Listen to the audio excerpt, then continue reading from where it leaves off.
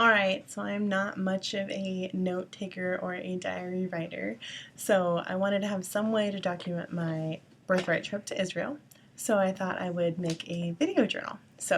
I just finished my trip a couple days ago, and while everything is still fresh, I'm going to go through with my itinerary and just talk about everything so that I have some record of it, and so that if you are watching this and you're interested in my trip, you can find out a little bit more.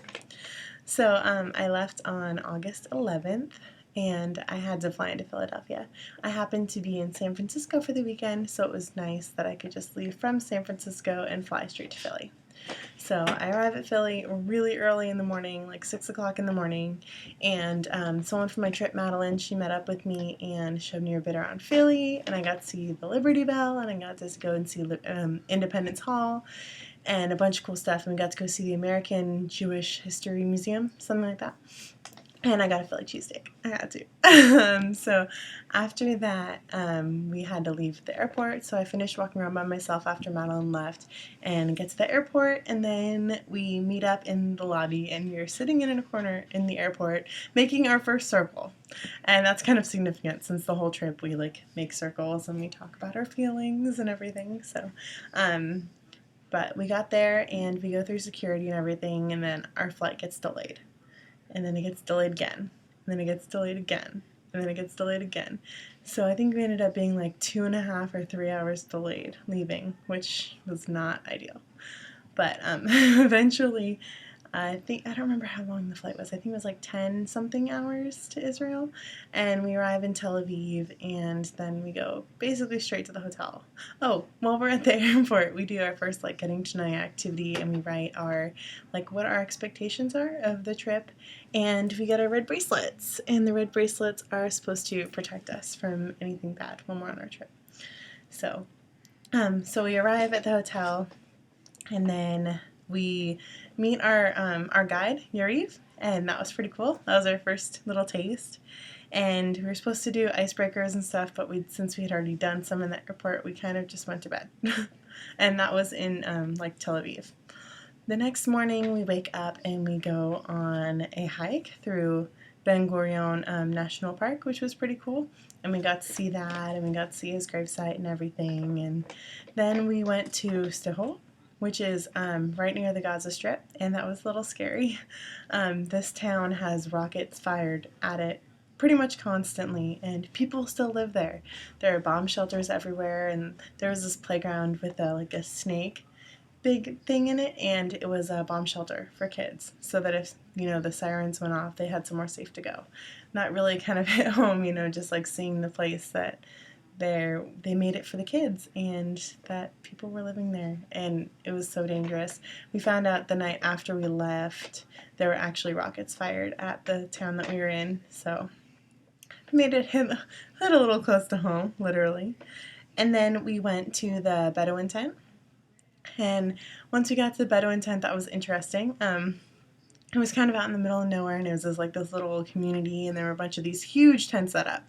There was one tent for each of the birthright groups that were there, and so we get there, and they have this little hospitality thing for us, and they have a Bedouin man, and he was playing an instrument, and he was sitting and talking to us, and they gave us a little drink of coffee thing. It wasn't very good, but it was just part of the experience, I guess. And then they had different activities that we could do, and so we ranked our top 3, and the one I ended up going to was an herb tasting one, which is actually really cool.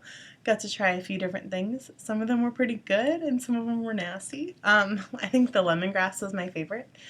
And after that, they had a concert thing for us, and it was pretty cool actually, but the singer wasn't very good.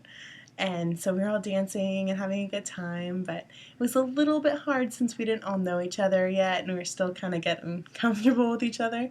There were some of the other groups there that had been together for a long time, and so I think that made it a little bit easier for them. But we ended up having a campfire after, which was pretty fun, and we made s'mores, and we tried the yummy Elite chocolate bars. They're so good. And then after that, we went stargazing out into the middle of nowhere, but it was kind of cloudy and we couldn't really see too much, but we tried. The next morning we woke up and we got to ride camels. It was so cool. So I rode a camel with Matthew, and our camel's name was Dolores. and we were all like lined up in a line, like one camel after another. And the camel behind me, I just remember that its face was right next to my leg, and I kept worrying that it was gonna like take a chomp out of my leg, seriously. But it was scary, but it was fun. And then after the camel riding, we left. Sorry, I'm losing my mind. Yeah, we left, and that was on Wednesday, so it was on Hump Day. We left there and we went to the canyon, and we did a canyon hike, which was pretty cool. It was like in this huge area, and it was like hot, and it was like the stereotypical like Israeli desert that you think of, and it was a pretty long hike, but it was a one way in, one way out, and it was really beautiful. Oh, and the day before, it wasn't the gravesite we went to, it was the caves. Okay, so sorry, I'm losing my mind already. But yeah, the first day when we went on the hike, it was like into a cave. It was huge, and it went through a whole bunch of like tunnels and mazes, and it was very cool. And we got to try carob, which is like a plant there, and you can eat it. It's sweet. So back to my thing. After we left after we did the canyon hike and the camels, we went to a farm and we made mud bricks, which was interesting. And this farm had like goats and sheep, and we got to try like fresh goat's milk yogurt and cheeses. So that was pretty cool. And then we went to the Inbar Hotel in Arad, which was interesting. The next morning, we had to wake up super early because we were hiking Masada, and Masada was really cool. The way up was pretty quick. It was like 20 minutes, 30 minutes up, which it was okay. And then we get to the top, and we sat there and we watched the sunset, or the sunrise, which was pretty amazing. And we got to walk around up there, and it was like an old fortress, and we got to see that. And then the climb down was pretty insane. It took probably like 45 minutes to an hour, but it was intense, and it was just like a winding snake path. And I guess it just kind of showed how people would have really had to use to get up there to make that huge fortress, because they didn't have the technology we have now when it was built. Then after we did that, we went to the Engedi Reserve, and we did like a waterfall hike. So we were pretty exhausted, but we got to see like these waterfalls, and we got to play in them, which was fun. And after we did that, we went to the Dead Sea. This was like our most packed day. We went to the Dead Sea, and we covered ourselves in the Dead Sea mud. And after that, we went in the water, and the water was pretty awesome. Like, it was so easy to float, but it was a little bit painful because it was pretty salty.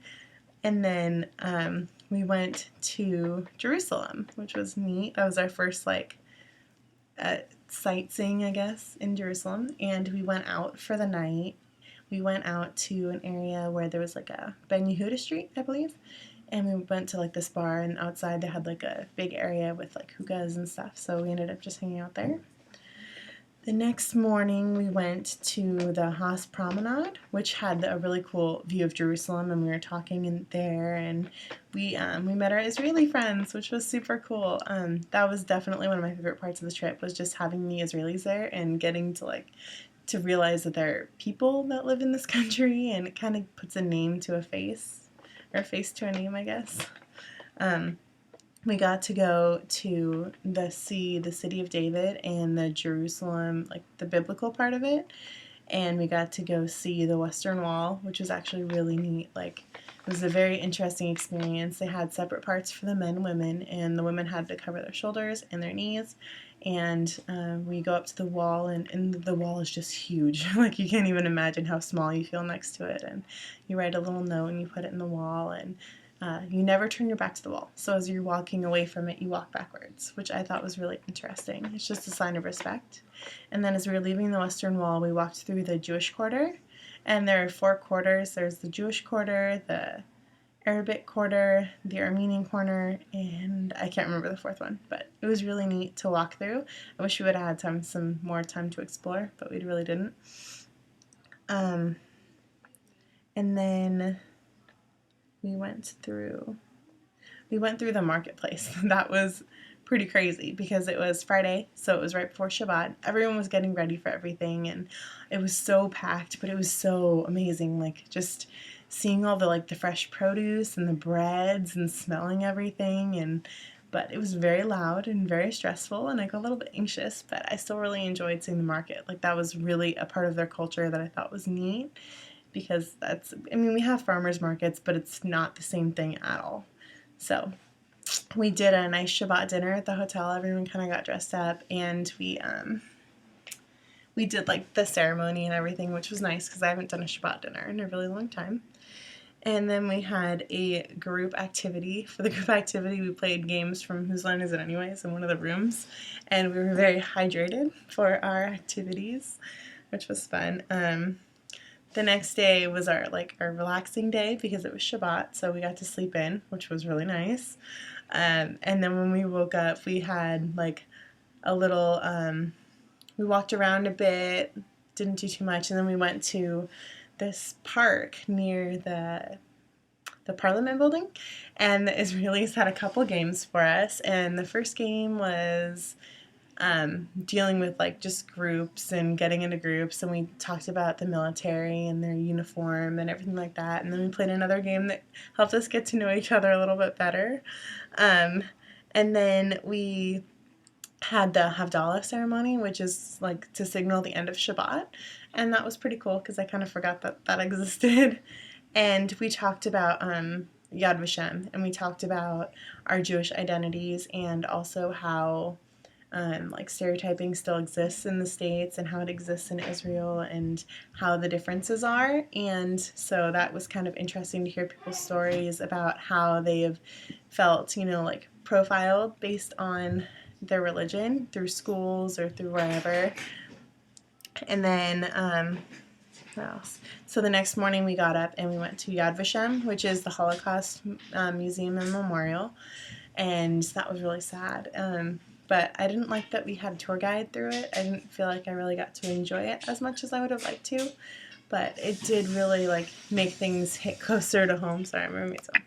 But so yeah, it just kind of showed everything, and then we went in this one room, and it was the Children's Memorial, and they had a couple candles lit, and it was a room just filled with mirrors, and it was dark, and you walk through, and you see the reflections of, I think there were 5 candles, and it looked like the whole room was filled with candles, and there was a recording playing, and it had children's names and where they were from and their ages when they were killed in the Holocaust, and that was really sad. And after we did that, we went up to Mount Herzl, which is like a military cemetery, and that's also where they have all of the the prominent leaders and stuff buried there. So that was really sad to see.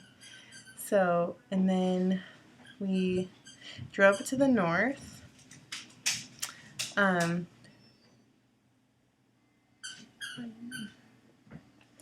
The next day we went to Mount Bental, and we did a canyon hike in the Golan Heights, and we went rafting on the Jordan River, which was pretty neat. It was kind of hard because we were in like a 2-person next to each other raft, so it was pretty hard to paddle, and we were getting competitive with the throwing in the water and stuff, and I really don't remember what we did that day. That was kind of I don't know. The next day we went to Zvat, which was really interesting. That's like the birthplace of Jewish mysticism, apparently. And so we got to speak to some ultra-Orthodox people.